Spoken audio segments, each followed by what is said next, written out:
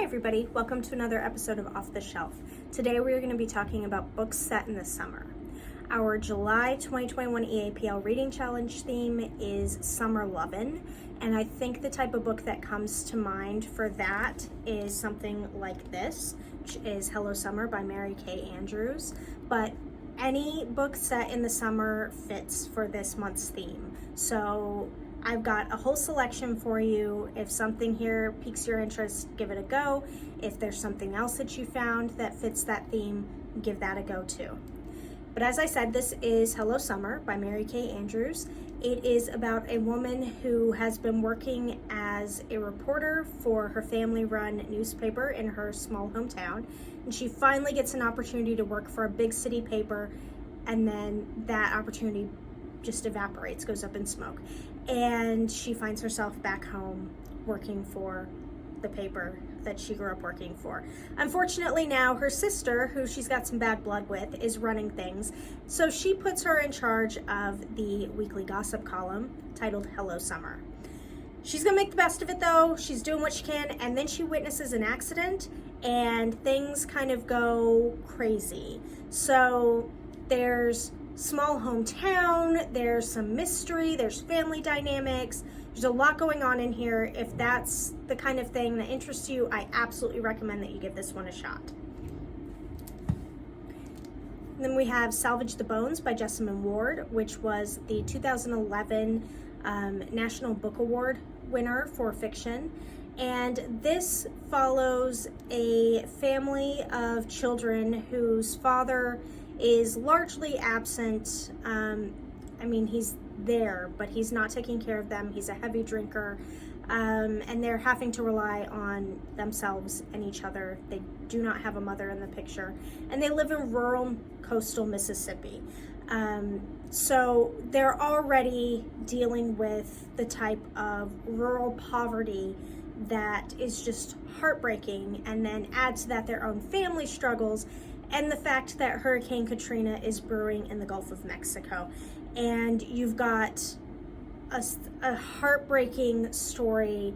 It's told beautifully. It's realistic and painful, and just, it's very, very good, but prepare to kind of have your heart ripped out from your chest on this one. But definitely, if you like literary fiction, I absolutely recommend Salvage the Bones. Then we have The Girls by Emma Cline, and this is a fictionalization of the activities of the Manson family and, you know, the Sharon Tate murders. Why do we call it the Sharon Tate murder? She wasn't the only person that was murdered. I'm not sure why it's called that. But anyway, this is a fictionalization of that. It centers on a young woman in Northern California in the late 1960s, and she encounters a group of girls and is just drawn to them. And she finds herself falling down this rabbit hole and becoming more and more involved in the activities of what turns out to be a cult. And if that's sort of your jam, then I absolutely recommend this. She's becoming obsessed with one of the girls in particular. It's just, it's intense. So I absolutely recommend this book. It was a pretty big deal when it came out a few years ago, so you may already be familiar with it, but if you're not, give this one a go. Another one that's kind of intense, but it's an older one, is The Talented Mr. Ripley by Patricia Highsmith.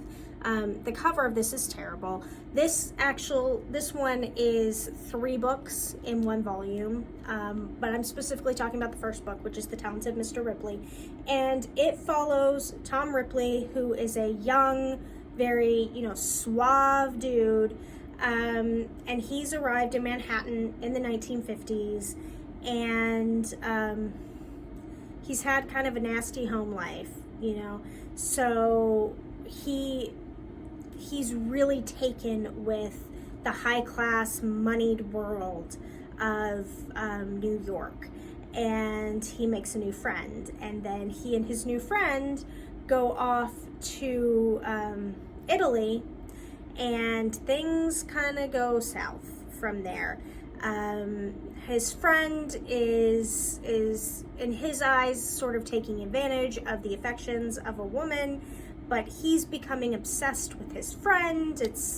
There's a lot happening. It's dark, and it's actually a dark reworking of a Henry James novel called The Ambassadors. So I absolutely recommend this. I also recommend the movie, which, gosh, what year did that come out? It's got Matt Damon in it, I think. I might be totally wrong. I'm picturing Matt Damon, though. But yes, The Talented Mr. Ripley. Absolutely check it out. I highly recommend it. And I've got a classic for you here, Midsummer Night's Dream by William Shakespeare. And if you did not have to read this in high school, I want to chat, because I think I had to read this in high school more than once. How did that happen? But if you're unfamiliar, it is the story of two pairs of lovers who go into the forest, and they have the perhaps misfortune to encounter Puck, who works for the King of the Fairies. And he sets a spell where everyone who encounters the spell, the first person, thing, whatever that they see, they fall in love with. This is supposed to fix the problem with two guys liking the same woman and the other woman liking this guy, and he has, no time for her. This is supposed to fix that. It does not fix that. Shenanigans ensue. So obviously, like I said, if you did not read this in high school, you absolutely should read this. This is one of my favorite of Shakespeare's plays. There is, the whole language barrier that can be an issue when reading his work, but it's such a fun story. So I definitely recommend checking this one out. This is a less fun story. This is a brand new YA. We just got it in. It's Hurricane Summer by Asha Bromfield. And it is about a teenage girl who has spent her whole life trying to make her dad love her. And every 6 months, her dad leaves her and her mom and goes back to his home in Jamaica. And that's obviously really difficult for her. But then one summer she's told, you're gonna go spend the summer in Jamaica with your father.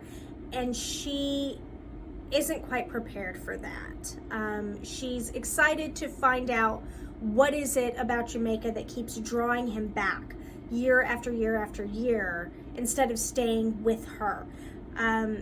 But she's also kind of anxious about leaving home. And then she has to handle all of this emotional upheaval as a hurricane is bearing down on the island. So it's another hurricane one for you here. But I think the hurricane is, both literal, but it's also kind of a metaphor for what's going on in her life emotionally. So absolutely check it out. As I've said before, YA isn't just for teens. Give it a shot. You might like it. Then we have The Summer Wives by Beatrice Williams. And can I just tell you, the description of this book is so long. Look at this. Look at this, what I printed out and put on here. Does it need to be that long? What, can we summarize a little? I'm gonna try. I'm gonna try to summarize that for you.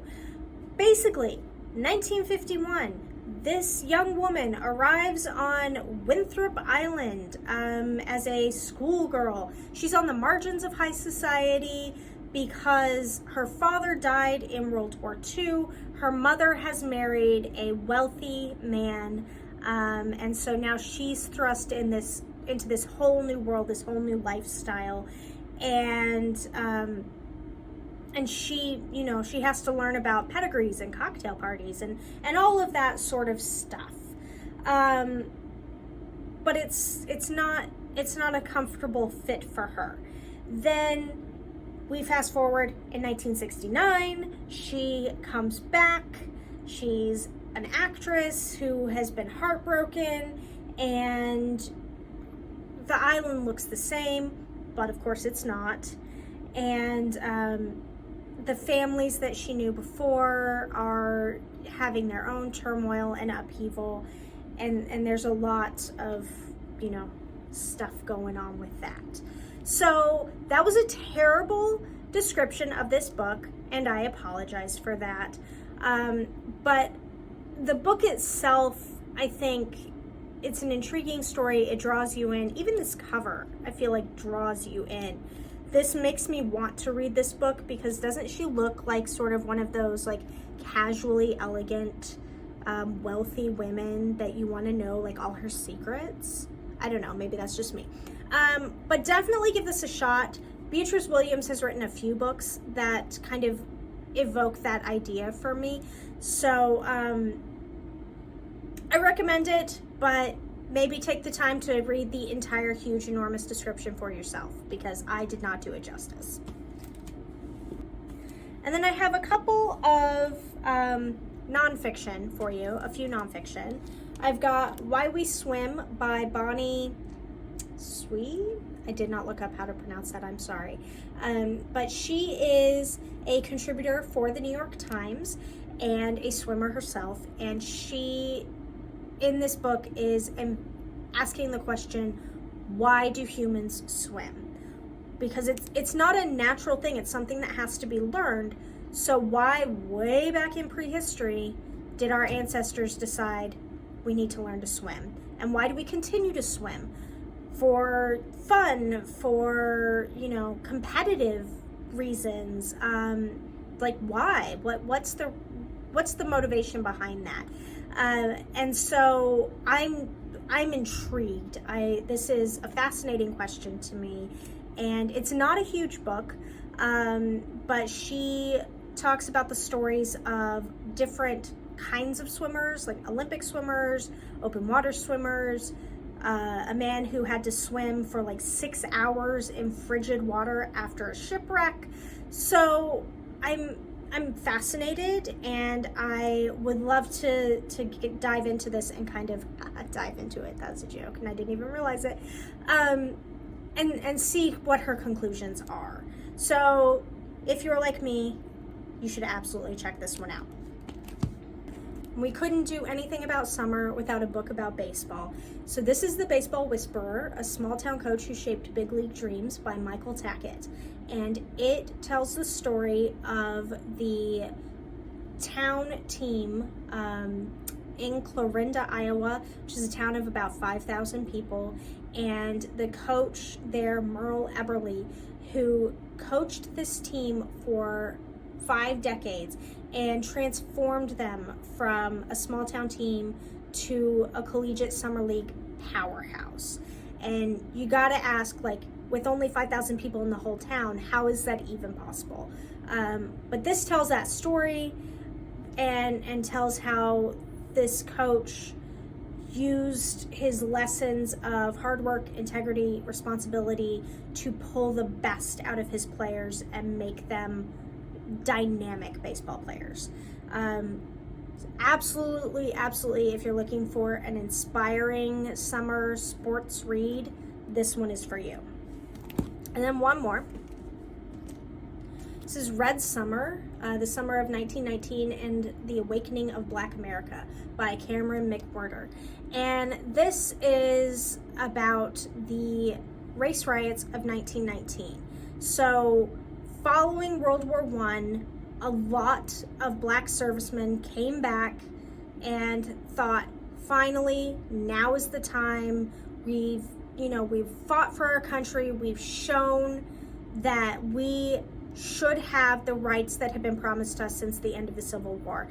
And they fully expected to be given those rights. And that's not what happened. So between April and November of that year, riots all across the country broke out. Lynchings occurred. It was not pretty. And I think it's heartbreaking to even think about the fact that these men who have been fighting for decades at this point for the rights that they have been promised, think now's the time. Now's really the time. We've done what's been asked of us, and they come back from watching their fellow soldiers, their brothers, dying in the trenches of World War I, and are told, no, you need to get back in your place, and you know, you can't have these rights that you deserve. So this is a deep dive into those riots and lynchings, and I think it's definitely something that if you're not familiar with, you should get familiar with, because obviously we have not come as far as we like to believe that we have in 100 years, but I absolutely recommend this book and taking the time to learn more about its events. That's what I have for you today for books set in the summer. As I said before, this is just any book set in the summer fits this theme, but really, you know, you could go almost any direction with the theme Summer Lovin'. So I hope that you are enjoying your summer reading. I hope that you're following along with us both in the year-long EAPL Reading Challenge and in our 2021 summer reading program, Trails and Tales for adults, Tales and Tales for teens, and you're getting credit for all the awesome reading that you're doing. As always, you can follow along both on Beanstack or through paper logs that you can get here at the library. And until next time, happy reading.